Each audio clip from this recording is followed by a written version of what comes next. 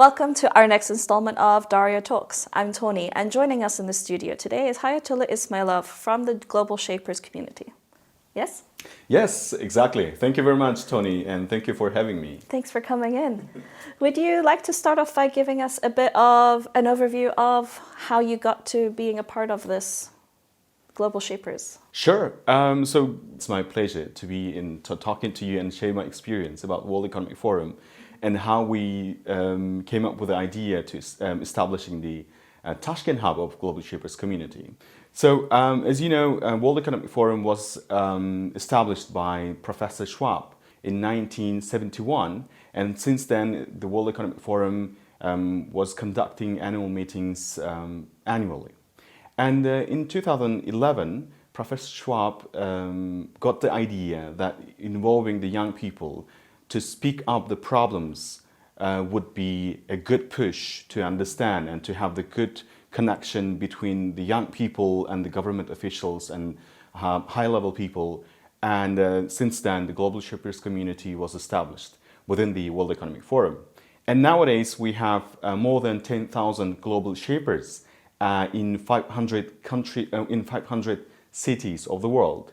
And in Tashkent, we established Tashkent Hub in 2020 with the initiative of Ms. Kamila Sultanova, the citizen of Uzbekistan, a very famous person on social media who lives in Finland nowadays, along with Ms. Dilfuza Kurolova. They both established this Tashkent Hub in Uzbekistan for the first time, and I started my path as a vice curator of the hub. And nowadays we have in Uzbekistan only one, the Tashkent Hub itself, and in Central Asia we also have other hubs with our neighboring countries. And hopefully we will have more hubs coming in Uzbekistan, and we do encourage the young people, whoever is listening to this or watching this interview, to establish their hubs within Uzbekistan and within the Central Asian region. So can you give us a bit of an idea of what you do within these hubs? What is the purpose? How the young people from the region, how do they get involved, and what kind of ideas should they have when they come into it? Yes, so I think just giving it more background. Yeah. So why we just Global Shapers community is just the community that, as we're calling, is a Global Shapers. So they should shape their communities. So we will start from petite things, so that these petite things will come up to the good results, the bigger results. Mm-hmm. That's why we always focus within the small scale communities. For example, as I said, so now we have 500 cities as hubs. So you have this location as a town or a city, so that you can implement your projects within this region. And everything is volunteer based, and whoever is coming to the community, they should have this clear set of mind and plans, what kind of projects or programs they want to implement with their peers. And nowadays, Global Shapers community, it has to become a member of Global Shapers community has a age range starting from 18 to 30. So within this age range, you can apply and you can be one of the Global Shapers of your community. And so coming back to the question, what exactly volunteers should have to be a part of this narrative, is that to shape your community. So you have the question, but you don't have the answers, or you have the projects, but you want to have more people to be involved. So that's why you're more than welcome to join hubs in your regions, hubs, especially if we're talking about Uzbekistan, the only hub that we have in Tashkent. So anything you can really do that you think will make your communities a better place? Exactly. This is the thing. Yeah. There's anything you would like to improve within your community. So we have this, we always talk about mahala. Yes. So in your mahala, in your community, in your neighborhood, and in your school, or anything that you're involved and anything you want to improve within your society, this is the place and platform you're welcome to do with your peers. So you were just in the World Economic Forum that was in Davos this year at the annual meeting, representing this hub, correct? Exactly. This is I was in my capacity as a Global Shapers. I was invited by the World Economic Forum Global Shapers community, thanks to Miss Natalia Pierce and her team. That was a good selection of people because we were this special delegates called Davos 50. 50 delegates were invited from 45 countries in the world, and there was a beautiful gathering of these brilliant minds and the best representatives of their countries, and being with them was my privilege and honor. It's an incredible opportunity for everybody to share their ideas and their know-how and the projects that each of their hubs have done, correct? Exactly. This is the point. I mean, just talking to other people, you do understand. It's not like you're watching from the news or just scrolling down from this on the social media, but also just talking to them, knowing them personally, and just getting to know each other and the understanding, listening to their stories or just projects from their mouth, personally from them. So, for example, I didn't have, let's say, just deep knowledge about the Asia Pacific, and now I have friends, and I do understand what's happening within their communities. Also goes to Latin America. By the way, Latin America was this time a leading topic within the World Economic Forum amongst the other topics. Maybe next time it will be Central Asia. Exactly. This is what I really want to push forward, so that Central Asia also being spoken, being heard, and being recognized by this kind of huge platforms as World Economic Forum. Yeah, because most people, we discussed this briefly before the cameras were rolling, assume that the World Economic Forum just focuses on the economics of things. I think one of the takeaways from this global shapers community, these hubs, these projects, it shows that economics, politics, environmental issues, they're all inextricably connected. Exactly, you're right. They are so intertwined. So we whenever we call within the name that we have. So World Economic Forum itself is not like representing only, we're not talking there. I mean, the world leaders and global shapers, everyone. By the way, in this year, they were invited. They were 3,000 people. In one room, let's say, and you could see how the world was squeezed in one room, and everyone was just in a good way boiling with the topics. And as you said, the World Economic Forum is not only about the economy or just about business. There were so many topics related to climate change, artificial intelligence,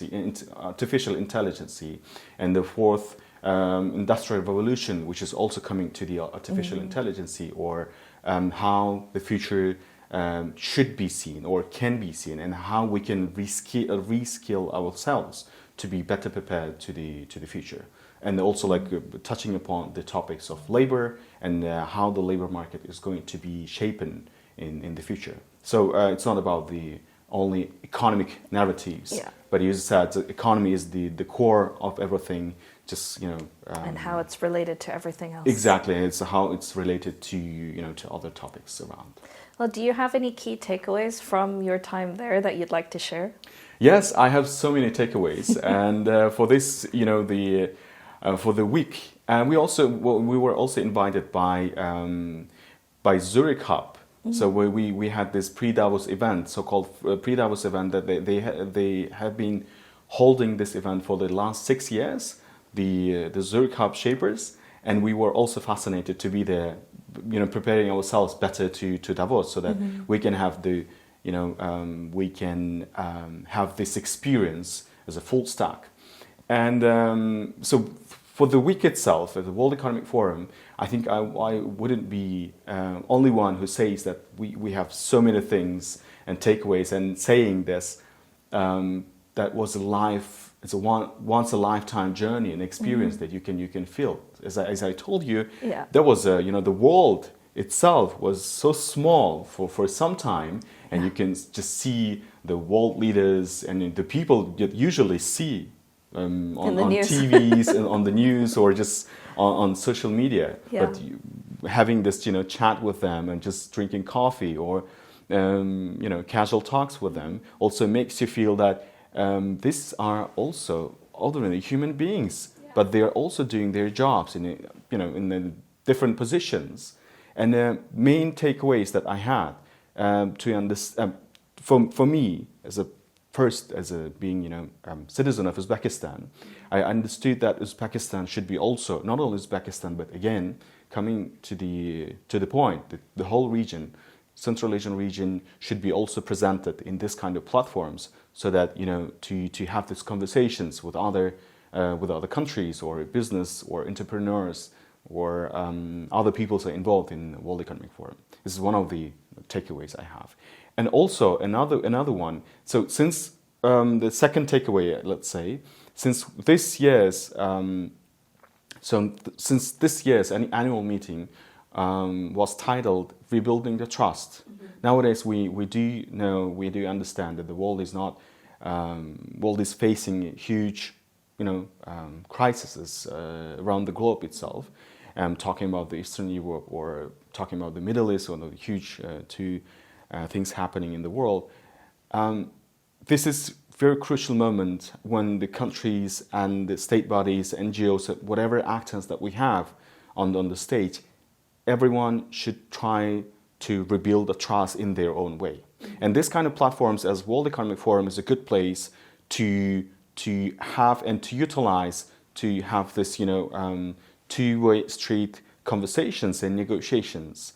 And that was one of the also takeaway for me, because we also had this chance for global shapers. Mm-hmm. They were given the opportunity to talk, to raise the questions, to discuss again with the world leaders or state bodies in the big forum. In the big forum, and we also had a dedicated session how to build the future. And our fellow global shapers also took the stage and talking about what kind of things do the states so that they can have this trust, no longer the trust issues with the young people in their countries.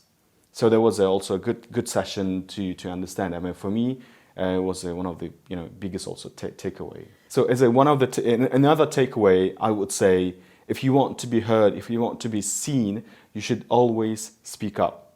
Speak up in a way that in a constructed way, in a very constructive way, so that people listen to you and understand what you want and what you want to deliver with your message. Yeah, the ability to present your message in a clear, coherent, and concise manner that nobody loses focus and can really... Exactly. This is, I think, what we had during the World Economic Forum, being the global shaper and not, having this audacity and courage to talk to people that you would never imagine that you can... I think that's a big one, is having the courage. Yeah, yes, it's a big one, right? It's a big one to have this courage and, just get rid of these emotions and, for some time, and just be professional of yourself and just, talk to them in this manner. Yeah, just push through it and don't have any,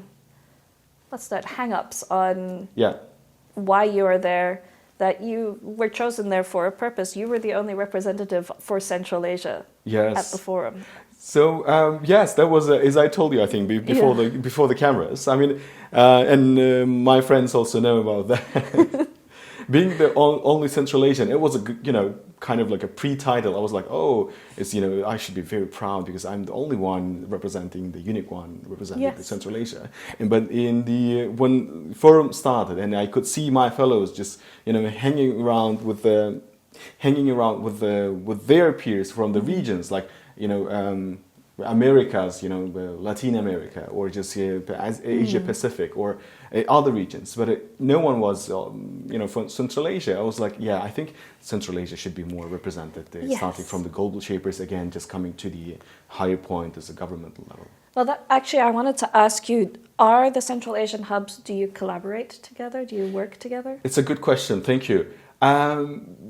So we had this good connection when we established ourselves for the first time, which was just going back to 4 years ago, 2020. Yeah. But nowadays, I should just admit it. We have this.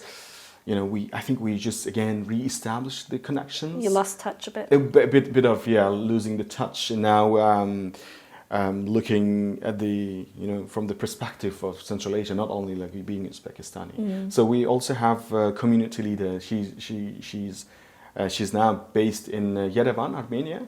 Maybe also because of we're different regions, Central Asia and Eurasia. Yeah, so Eurasian, and so maybe we should be more attentive and just talking to our peers. So we have now established a new hub in Dushanbe, Tajikistan. Okay. So we should just have this, have your own open mini calls. forum. Yeah, open calls with them as well, Yeah. and encouraging just to apply and to be there and represent their countries, represent their hubs and their ideas as well. No, that would be good. Yeah. I thought of that just because I was thinking you could have small community events within the region itself, bring everyone together and they could all share their experiences. This is the good point. And this is the main point that Global Shapers community, they push forward to have this, the community champions, or we have also these, in other regions, we should also get the good example for us to follow the path so that we can have this Shapers gathering in one place. And we were thinking, as a Tashkent Hub, we were thinking to invite our fellow hubs from neighboring states, neighboring countries, to have this, a week of camping or getting to know each other, or retreat kind of the sessions. Team building. Team buildings, right? Team buildings in the beautiful mountains and it's picturesque places of Uzbekistan. We have plenty of them, and we do know that we also have this, in our neighboring states. They also have beautiful places. So it's just place is one thing, but also the sessions that we are going to push forward. So again, just pushing Central Asia towards the World Economic Forum and to this kind of platforms. And the global stage. It's a global stage, yes. Yes, all eyes are on Central Asia within the last couple of years. Yes, please, as it should be. It's been a while, but it's getting there. Yes. Becoming more. And I wanted to ask, what were some of the best kind of initiatives that came out with Global Shapers last year, and what are you looking forward to now within 2024?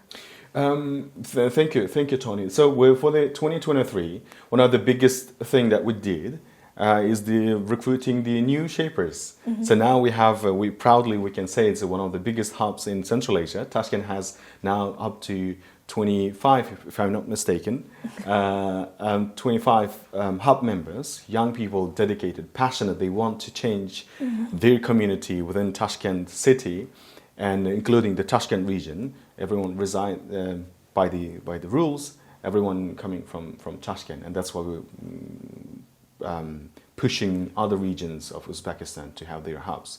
So this is the recruitment was the one thing, and another thing is that now we have so many projects. So now we're in the phase, in 2023, we had the phase of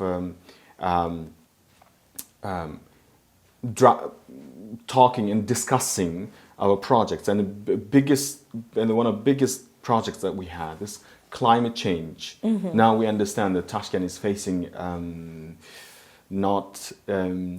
it's finally being felt in the capital. Exactly. Thank you very much. This is finally, being felt in capital. That's why we had this climate change related projects and topics, and one of them being plogging. So just mixing the sports with eco-friendly jogging. So you just run and you just plug everything. So dirty things, kind of picking up this litter, cleaning up the city, cleaning up the city. So this is one of the biggest one, and the second one was it's mostly visiting both human shelters and animal shelters. So human shelters, I mean, we had this visits to the shelter, women's shelter in Tashkent region, Chinas, visiting unfortunately the victims of domestic violence, and we had this 1 day or 2 day workshops there to have this so you know, psychologically stable, and we also empowering them in way of to help them to be out from this situation and to reestablish and rebuilding their lives. And also we had visits to animal shelters, to Hayot and the cat shelters, and we were volunteering there again to clean up, and we raised a bit of budget for the shelters, and really do hope that looking forward it's going to be a recurrent project for the 2024. And I'm sure they'll appreciate it. Yes, please. We'll be coming to the topic that we have foreseen in 2024, and tomorrow we are going to have this the moments, and tomorrow we will have this elections for the new curators and the vice curator impact officers. So this is we have the titles to run the hub. For the next hubs, we will have the sessions. We will elect our new upcoming curator, impact officer, and the vice curator. And the project based. Now again, as I told you, we're going to have this recurrent projects, visiting the shelters, and still continuing with the blogging. And we're also now establishing working on educational projects within Tashkent region, to go to schools and making conducting the workshops with the young kids or high school students with the high school students to prepare them for the next steps. What kind of educational institutions they should choose? What kind of like career counseling a little bit. Yes, get the counseling on career, just helping them, not like directing them, but helping them. What the outside world. Yes, what are the options? What is the outside world looks like for them once they step out from the high schools. From the schools. So for anyone watching from Termez or Samarkand, Bukhara, maybe even Andijan and Fergana, who want to contribute and do something similar and establish their own hub, how do they go about it? Thank you very much for the question. I think it's the time to talk about more like how to open and how to establish their hubs within Uzbekistan in other regions. So we're going to leave our details here. We'll be very happy to help them to establish their hubs, and I think we had already talks with young people coming from Samarkand. They were interested in establishing their hubs in Samarkand. So for more details, please, you're more than welcome to contact us, Global Shapers Tashkent Hub, and from there we will take you and we will have the discussions and we will help you to establish your own hub in your own region. Excellent. And hopefully you'll have a lot of people reaching out and Uzbekistan will keep growing. Yes, please. And not only Uzbekistan, but again, Central Asia, the whole region. Uzbekistan and other neighboring countries, they have so many things to share, so many things to speak up with the rest of the world. And I really do hope and encourage, starting from the hub level to government level. And I'm really trying now to